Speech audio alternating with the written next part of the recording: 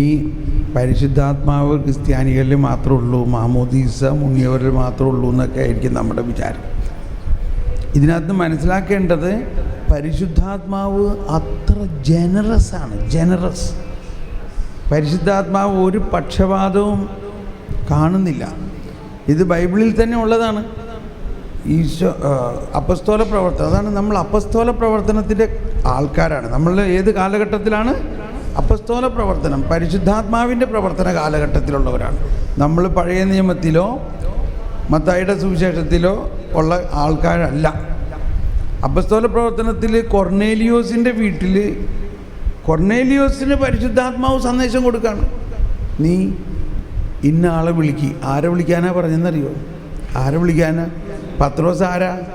പത്രോസ് മാർപ്പാപ്പയാ. മാർപ്പാപ്പയോട് എൻ്റെ വീട്ടിൽ വരാൻ നീ പോയി ആളയക്കാൻ. ഇത് ഒരു വിജാതീയനായ കൊർന്നേലിയോസിനോട് കൊർന്നേലിയോസ് ആളെ പറഞ്ഞയച്ചു. അവിടെ മാർപ്പാപ്പയ്ക്ക് നേരത്തെ തന്നെ സന്ദേശം കൊടുത്തിരിക്കുന്നു, അതൊക്കെ നമുക്കറിയാമല്ലോ, ഇന്ന ആളുടെ വീട്ടിൽ പോകാൻ.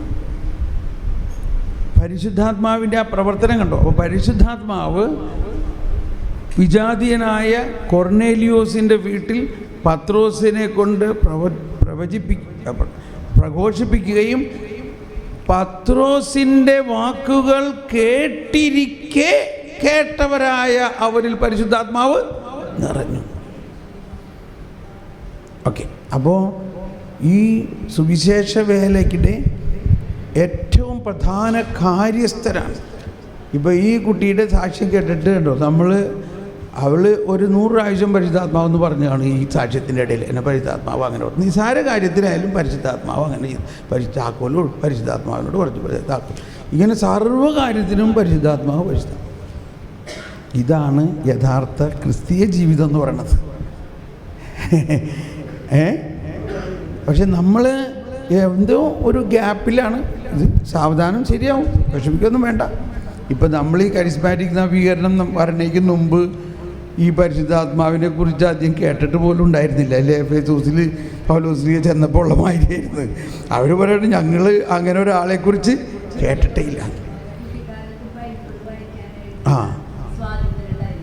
നമ്മുടെ കുട്ടിക്കാലത്ത് ബൈബിൾ വായിക്കാൻ സ്വാതന്ത്ര്യം ഉണ്ടായിരുന്നില്ല.